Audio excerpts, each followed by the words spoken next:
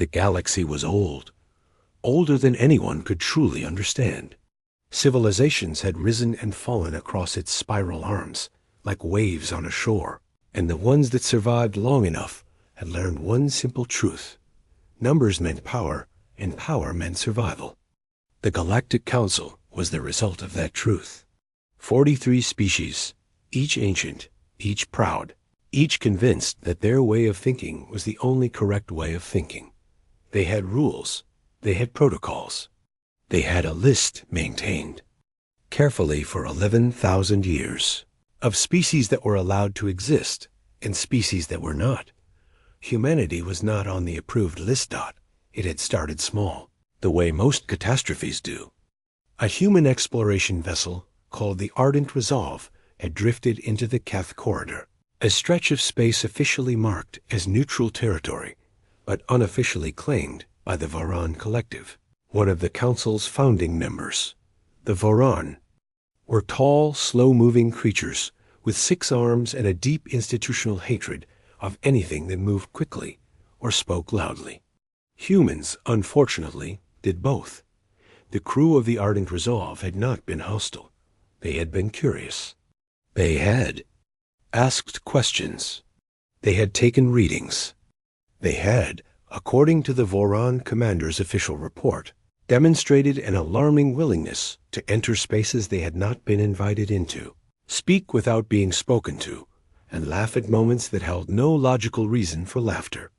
The Voron had filed a formal complaint, then a formal objection, then a formal request for immediate quarantine of the entire human species. The council had convened. The chamber where they met was built into the hollow core of a dead star, a white dwarf that had been carefully hollowed out over 3,000 years by the Ethon, a species of crystalline beings who communicated through vibration and considered architecture to be the highest form of art. The chamber could hold the representatives of every member species simultaneously, and it was filled now with a low, collective hum of discontent. Ambassador Selah Voss sat alone in the observation gallery above the main floor, watching through thick glass as the representatives argued below. She was the only human present, having been granted temporary access. As a diplomatic courtesy, a phrase the council used when they wanted someone to watch their own condemnation without being able to speak. She had short dark hair, a scar across her left jaw from a mining accident on Europa 15 years ago, and the kind of stillness in her eyes that came not from calm, but from a very deep and practiced refusal to show fear. Below her, the Voron representative, a creature named Coordinator Hesvalin, was speaking in the slow, measured cadence of someone who believed that the more slowly they spoke, the more intelligent they sounded. The translation feed buzzed softly in Selah's earpiece. The human species, Hesvalin said, has been present in catalogued space for less than 300 of their years. In that time, they have made contact with 14 pre-council species, disrupted the resource extraction agreements of 7. Member worlds introduced 12 invasive biological compounds into protected ecosystems, and most recently, violated the sanctity of the Keth Corridor. The data is clear. The pattern is consistent. These creatures are not explorers. They are a contamination event. There was a sound from the chamber floor that Selah's translator rendered as broad agreement. She pressed her fingers flat against her thighs to keep them from curling. Hesvalin continued, "We move, therefore, to formally classify humanity under Directive 9, for those newer members who require context. Directive 9 is the Council's standing protocol for the permanent removal of species deemed irreconcilably destabilizing to the established galactic order. It has been invoked 7 times in Council history. It has never failed." Selah had known this was coming. She had been briefed by Earth's Interstellar Affairs Office 3 weeks ago, handed a data chip with the preliminary Council agenda and a short note from the Secretary General that read, "Simply do what you can." It had not inspired enormous confidence. What she had not been told, what no one on Earth had been told, was how far along the preparations already were.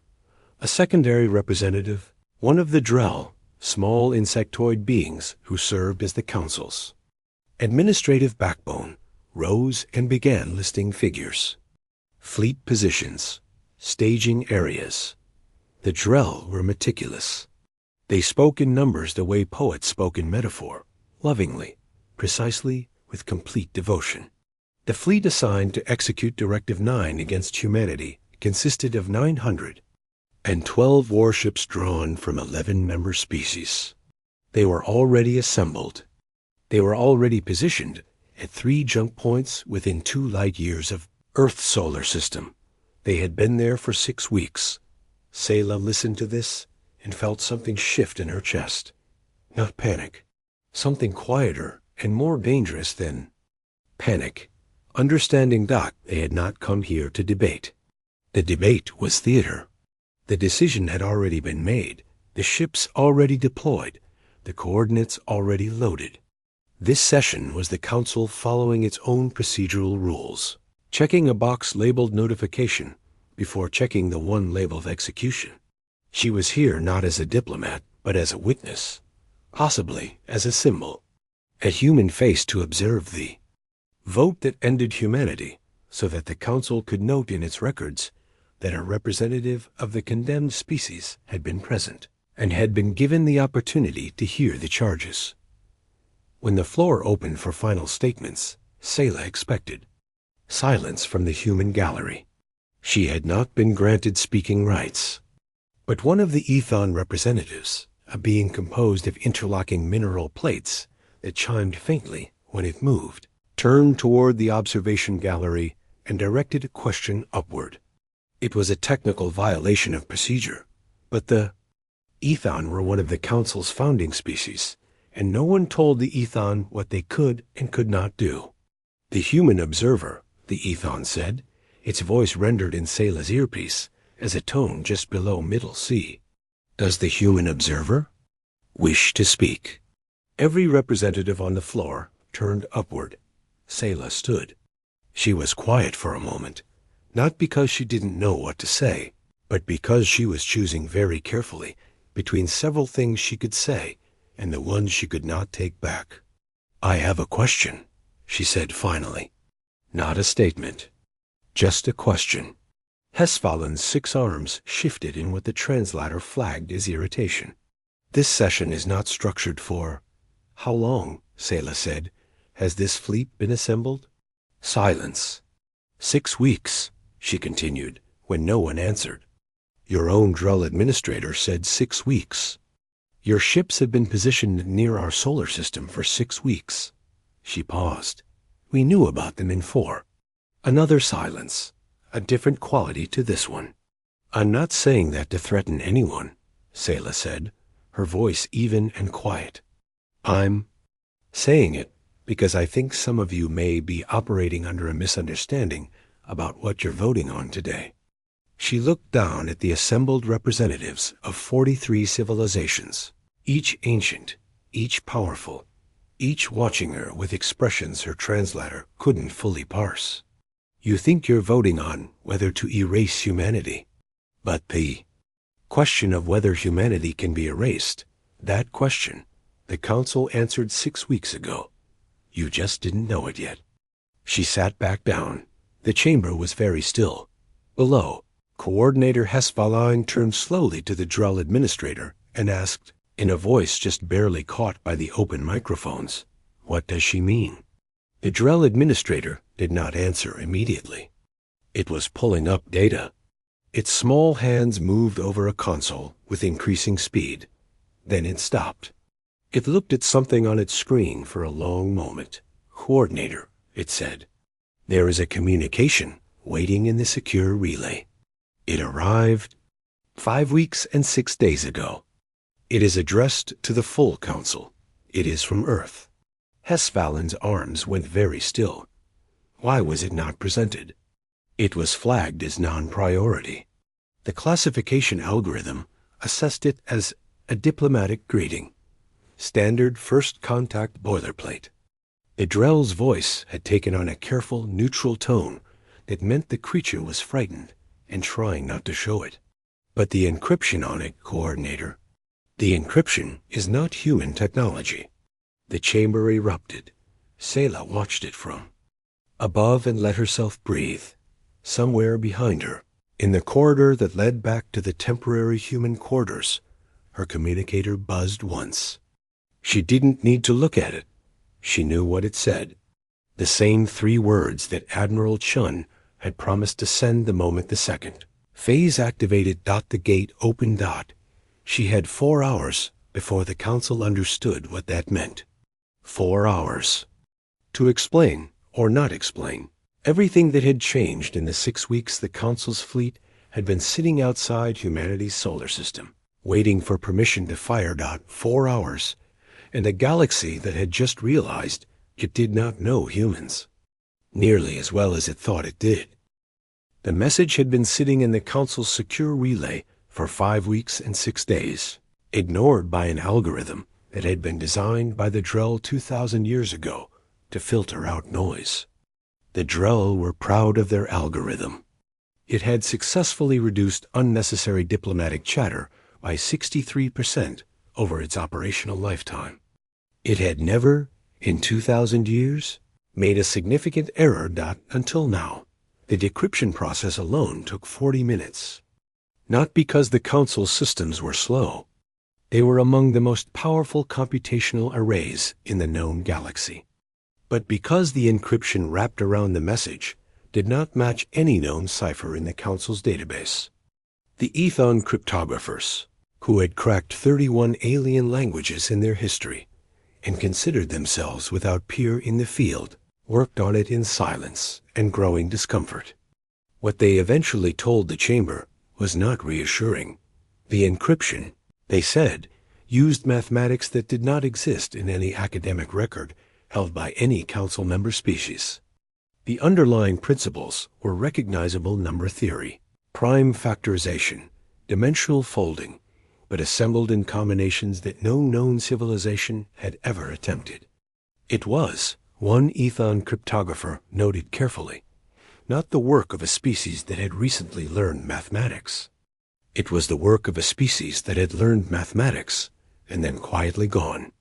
Several steps further, while no one was paying attention, Selah had been escorted back to the main floor by the time the decryption completed. The Council had voted 4-39 to allow her to stand in the chamber during the reading. The 4 who voted against were the Voran, who considered her presence an insult to procedural decorum. She stood at the edge of the floor, hands clasped behind her back, and watched the central display screen as the message resolved into readable text. It was not long. It was not threatening. In fact, at first glance, it seemed almost absurdly simple. To the Galactic Council greetings. We are aware of the fleet currently positioned at our borders. We are aware of Directive 9 and its history. We are writing not to argue against the vote, as we understand the Council's procedures do not permit effective argument at this stage, but to provide information we believe the Council may find relevant to its deliberations. Attached to this message are 3 files. The first is a star chart. The second is a technical summary. The third is a recording. We ask only that all 3 be reviewed before any action is taken. With respect, the Interstellar Affairs Office of Earth. Hespalin's translator rendered its reaction as cautious contempt. Several other representatives expressed variations of the same. A star chart and a technical summary from a species that had been in space for less than 3 centuries.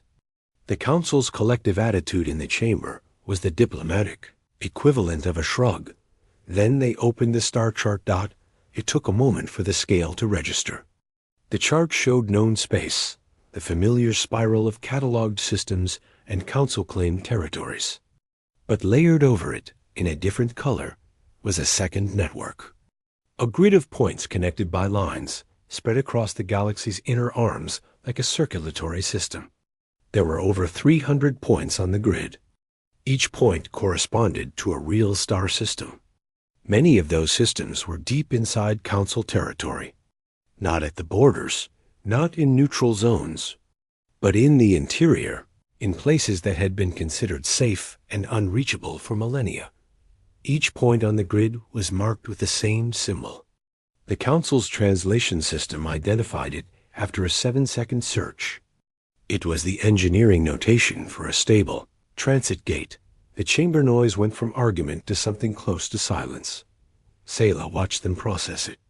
She had been watching people process difficult information her entire career.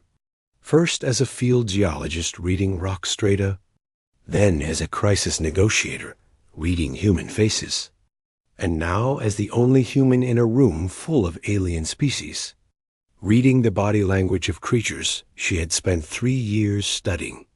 What she saw moving through the chamber was not anger. It was the particular rare expression that crossed any intelligent face when it realized that the situation it was in was not the situation it thought it was in. They had come here to vote on erasing humanity. They were now learning that while they prepared to vote, humanity had quietly built 312 transit gates inside galactic space, including 47 inside the borders of Council member worlds, and had done so without triggering a single Council sensor array. The second file, the technical summary, explained how humans, it turned out, had a peculiar relationship with engineering. Other species developed technology in predictable progressions, each advancement building on the last, each innovation logged and categorized and incorporated into a growing body of knowledge. It was methodical. It was sensible. It was, from an outside perspective, very easy to monitor and assess. If you knew what phase of development a species was in, you could predict what they would build next within a reasonable margin of error.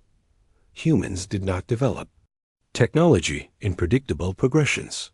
Humans developed technology the way they apparently did everything else, in multiple directions, simultaneously, chaotically, driven by a mix of genuine need, competitive impulse, idle curiosity, and the sheer refusal to believe that something was impossible until someone had tried it and failed at least 4 times.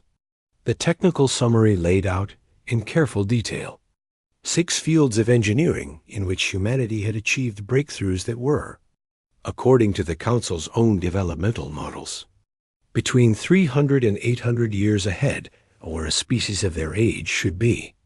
They had not achieved these breakthroughs because they were smarter than other species. The summary was honest about this. They had achieved them because they thought about problems differently, specifically. They had a cultural habit of asking what a thing could do before asking whether it should be built. Transit gate technology was one of those 6 fields. Humanity had developed it 11 years ago. They had spent the next 9 years building quietly, outside of monitored space, before beginning installation. The gate network had gone fully active 6 weeks ago, 4 days before the Council's fleet arrived at the solar system border. Hesvalin had gone very still. Its 6 arms were folded against its body in an arrangement that Selah's briefing materials described as withdrawal posture, meaning the Varan did this when they encountered a problem they had not anticipated and needed time to think without. Pairing to think. The third file was a recording. When the central screen shifted to display it, the chamber was completely quiet for the first time since the session had started. What played was not a speech. It was footage, shot from orbit, of the area of space surrounding 3 of the nearest Council member worlds. The footage was recent, time-stamped 4 days ago. In it, you could see the space around each world as normal, empty, unremarkable. Then, at the edge of sensor range, something shimmered. Not a fleet, not a weapon. A gate, 300 meters across, perfectly stable, already active. Already there. Then the footage cut to something else. A room on Earth, somewhere with large windows and gray morning light. A man was sitting at a table. He was older, heavy-set, with tired eyes, and the look of someone who had been awake for several consecutive days. He was introduced by a text overlay as General Tobias Wen, Director of Interstellar Infrastructure. He looked at the camera for a moment before speaking. "I want to be clear about something," he said. "Those gates are not weapons. We have not placed weapons inside your space. What we've placed are doors. Doors that we can open and that we can close, and that currently represent the fastest travel network in this part of the galaxy." He paused. "We built them because we needed them. We needed them because Earth is small and the galaxy is large, and we have a lot of people who want to go places." Another pause. "We understand there's a vote happening. We understand what Directive 9 means. We're not here to fight about it.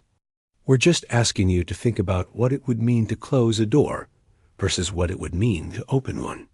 The recording ended. The chamber remained silent for almost 90 seconds, which was, by council standards, an enormous amount of time. 43 species sat with what they had just seen, and the silence had the particular texture of a room full of people. Recalculating, Selah stood at the edge of the floor and said nothing. She had said what she needed to say. The message had said what it needed to say. The star chart had said what it needed to say in the clearest language available to engineers anywhere in the galaxy. The language of things that already exist and cannot be wished away. The Ethon representative, the same one that had given her the floor earlier, turned its crystalline body toward her. When it spoke, its voice through the translator carried a quality that the translation system flagged as genuine curiosity, one of the rarer emotional tags in the cross-species database. "Ambassador Voss," it said, "your species has been in space for less than 300 years. You built a gate network that spans the inner galaxy in 11. You placed 47 gates inside our borders without detection." A pause. The chiming of its mineral plates was soft and almost thoughtful. "How long have you known about Directive 9? Selah met its gaze, or what she approximated as its gaze. 60 years, she said. The first human to translate Viran text Fu. The council called a recess. It was supposed to last 2 hours. It lasted 11. Selah spent most of that time in a small room adjacent to the main chamber, a space meant for low-level administrative staff, with one chair, a surface that might have been a table, and a ventilation system that produced a sound like distant wind. She sat in the chair and drank water from a flask she'd brought from Earth, and thought about her grandmother, who had been a structural engineer in Karachi, and who had taught her, at the age of 7, that the most important moment in any project was not the beginning and not the end, but the middle, the point where everything you had built so far met everything you still had to do. She thought she was probably in the middle. An Ethon aide came and went twice, leaving data chips on the table surface without speaking. An automated system delivered a food tray containing substances clearly designed for non-human consumption, which she pushed aside. At hour 4, a Drell administrative assistant appeared in the doorway and informed her, in the careful neutral voice that Drell used for everything from greetings to catastrophes, that the Council Subcommittee on Extraordinary Circumstances was requesting her presence for a preliminary informal exchange. Not an official session, not a hearing, an informal exchange. She recognized this. It was what bodies like the Council did when they needed information they didn't want on the official record yet, when they wanted to ask questions that would be embarrassing to have asked publicly, when they needed to understand something without the acknowledgement of not having understood it before. She went. The Subcommittee on Extraordinary Circumstances consisted of 7 members. 2 Ethon, 1 Drell, a Korik, a species that resembled enormous deep-sea fish that had learned to breathe air, and considered it a personal insult that they had to. A Solon, one of the elder species, beings of plasma contained within elaborate biosynthetic bodies who communicated partially through light emission. A Veth, small and precise and very old. And somewhat to Sayla's surprise, one Voron who is not Hesphalan. This one was younger, or at least moved with less of the careful deliberateness that age produced in the Varan. Its 6 arms shifted frequently, and the translator flagged its overall affect as analytical urgency. They sat across from her around a curved table in a room that was smaller than the main chamber and better lit. And the first thing any of them said was not a question. It was the Solon, who glowed a deep amber, speaking in a voice that the translator produced as a low, warm tone, almost human in texture. "We owe you an apology," it said. Sayla looked at it for a moment.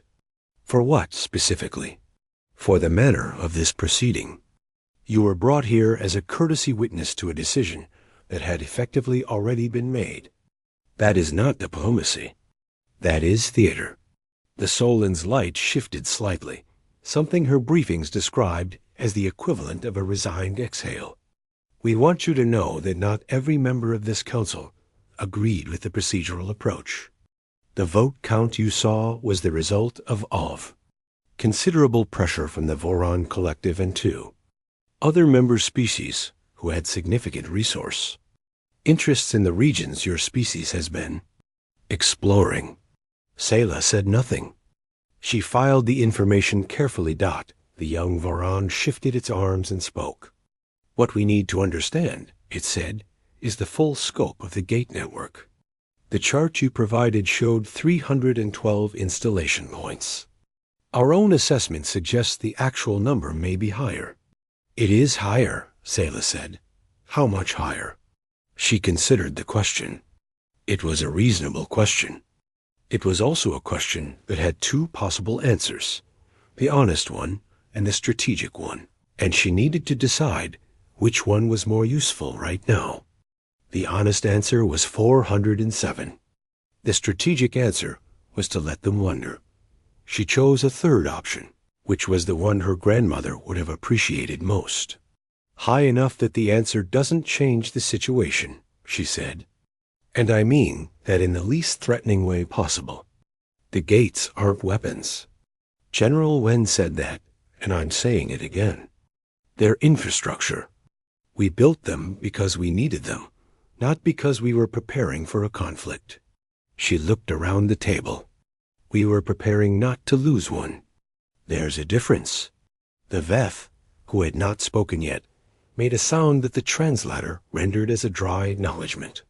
"You were preparing not to lose one," it repeated. "For 60 years. Humans plan ahead when the stakes are high enough. Your species is known for the opposite of planning ahead." Sayla allowed herself a small smile. "We're known for being unpredictable. That's not the same thing. Unpredictable means the outcome is hard to forecast. It doesn't mean there's no plan. It means the plan doesn't look like what you expect a plan to look. Like the choric made a bubbling sound that her translator flagged as reluctant. Interest. The 2 Ethon communicated briefly, with each other through vibration, too subtle for her earpiece to capture. Then, the one who had spoken to her in the main chamber turned to her directly. "Ambassador Voss, we would like to understand something about your species that is not in any report or database we have access to." A pause. "Why did you not tell us about the gates earlier? If the intention was not hostile, why the secrecy?" It was the right question. It was the question she had been expecting, and the one she had spent more time preparing for than any other. "Because of the vote you were about to take," she said. "Not this vote specifically. The pattern." She leaned forward slightly. "In the 60 years since we found a reference to Directive 9, we did research. We looked at the 7 species that had been removed under that directive. We looked at how the process unfolded each time. In every single case, the condemned species had been transparent. They had answered questions. They had shared information. They had tried to argue their case through official channels. She paused. In every single case, the vote still went against them. The information they shared was used not to reconsider the decision, but to improve the efficiency of executing it. No one at the table spoke. We didn't hide the gates because we were planning something hostile, she said. We hid them because we did the research and we understood that transparency in a process designed to end in a predetermined outcome is not a virtue. It's a vulnerability.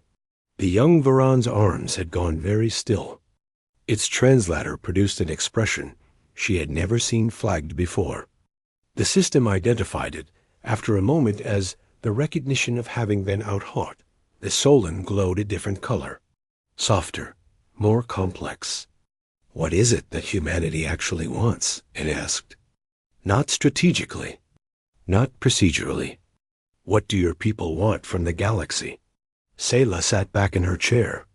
It was a genuine question. She answered it genuinely. The same thing every species in this room wanted before they got old enough to be afraid of something new, she said. We want to go places.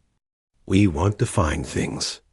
We want to meet people, species, that we've never met before, and figure out what we have in common, and argue about what we don't.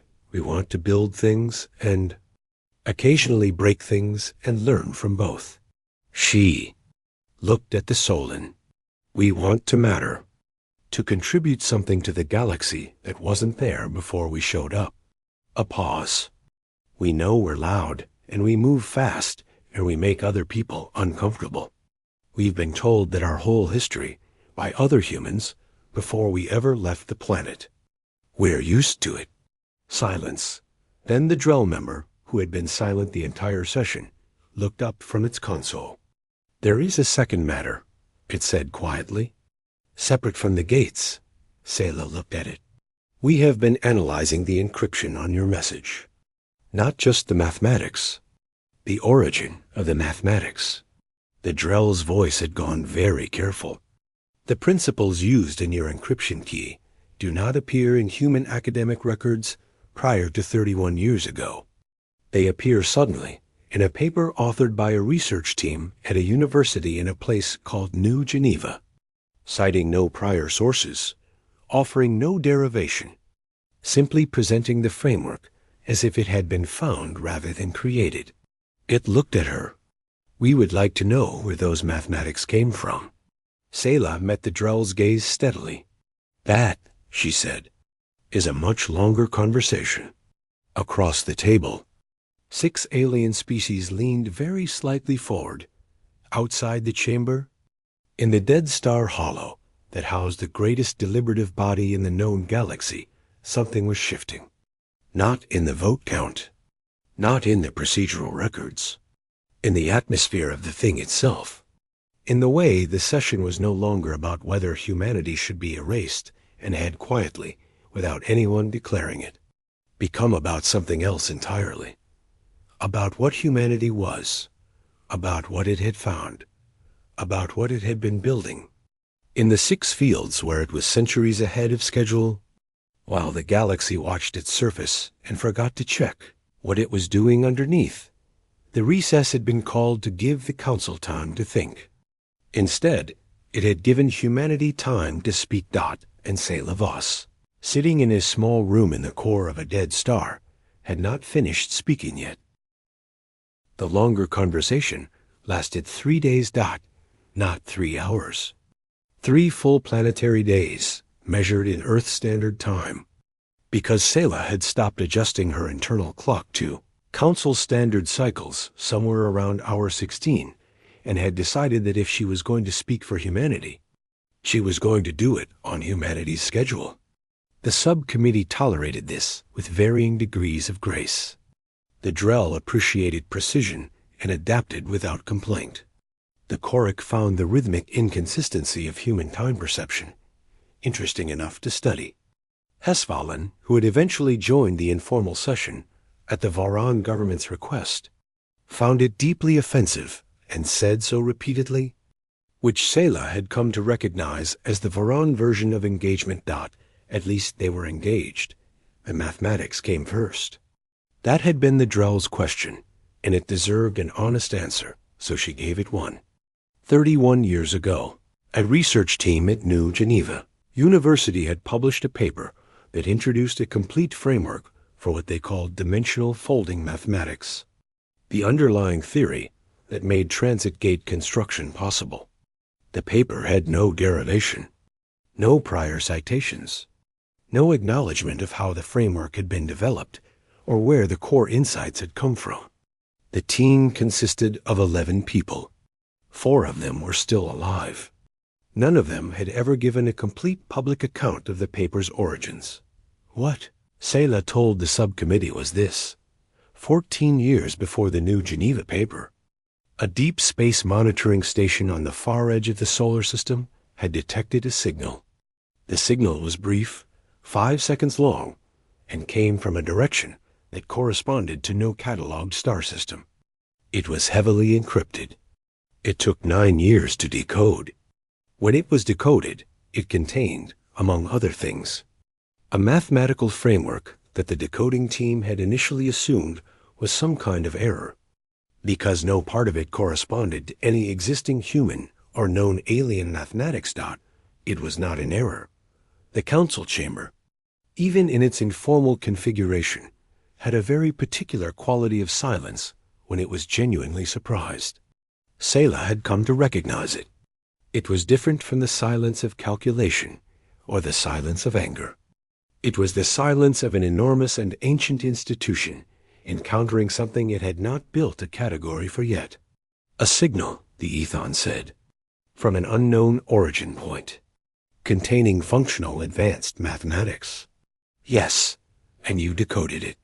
Eventually. It took the combined effort of most of cryptographic community, borrowed computing architecture from 17 universities, and 9 years of work. But yes, what else did the signal contain? This was the part Selah had been authorized to share, and the part she had spent the most time thinking about how to phrase. She chose direct language because anything else would invite misinterpretation, and misinterpretation at this stage could undo everything the last 3 days had built. 11 other data packages. Each one contained a different framework. Transit gate mathematics was one. Bioregenerative systems architecture was another, which is how our medical technology jumped 3 centuries in 12 years. There were frameworks for materials science, for energy storage, for atmospheric management, for computational theory. She paused. The 11th package contained a partial star chart. Not of this galaxy. The silence this time lasted longer. The 12th package, Solon said, its light cycling through several colors rapidly. What was in it? A greeting, Selah said. And a question. What question? Whether we wanted to meet. Hesfalon's arms moved through several configurations. Its translator eventually produced something between alarm and fascination, which was, Selah thought, probably the most honest thing the Varan had expressed in the entire session. You are telling this council, it said slowly, that humanity has been in contact with an extragalactic intelligence for 31 years. We have been in communication with them. Yes, slowly. The signal delay across that distance is significant, even with the methods they provided. But yes. Why?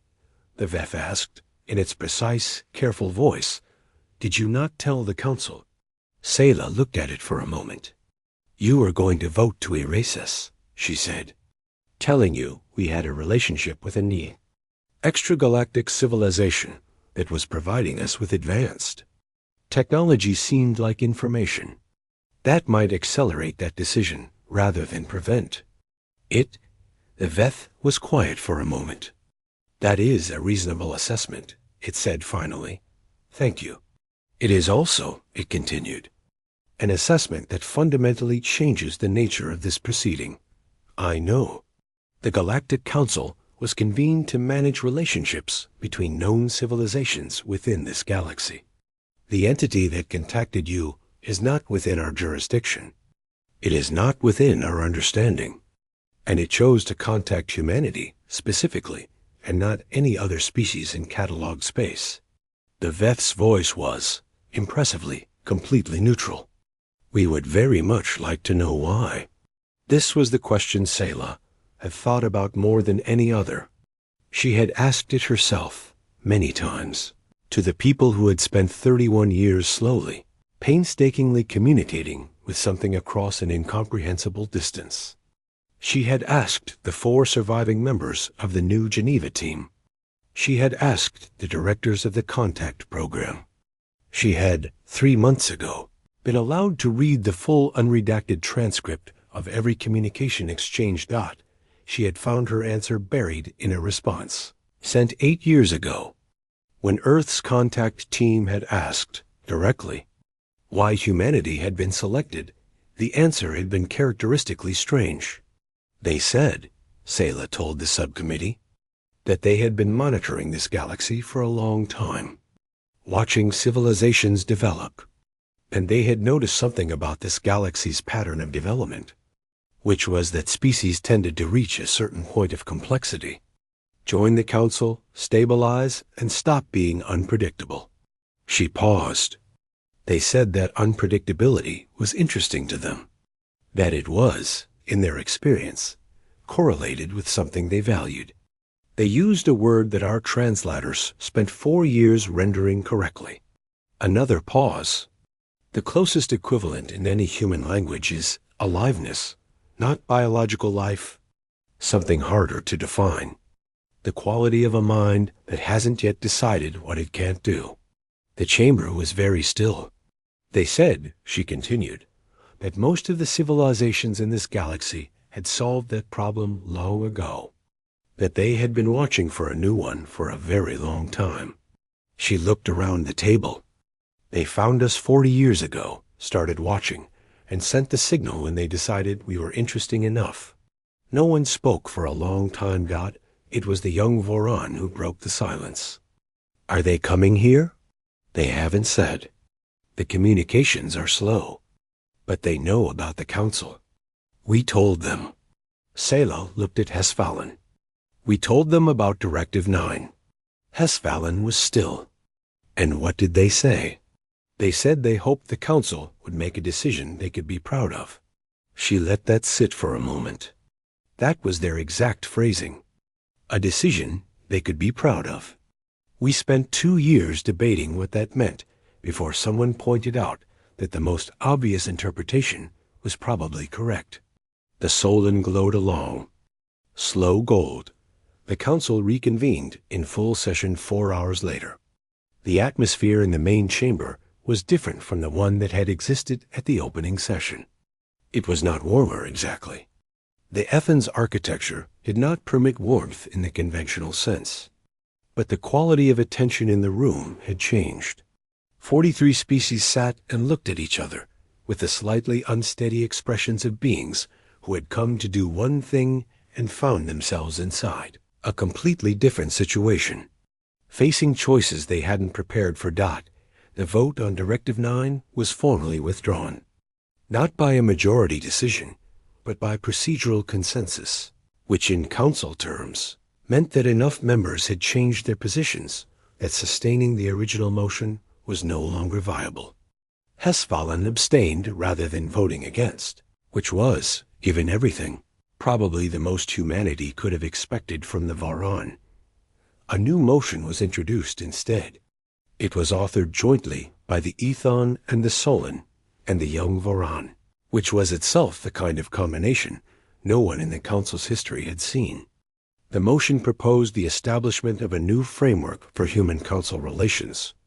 Not membership, that was a longer conversation, but formal recognition, treaty rights, shared access agreements for the Gate network, and a joint commission to oversee the ongoing extragalactic communication program. Assuming humanity agreed to share access. It passed 38-5.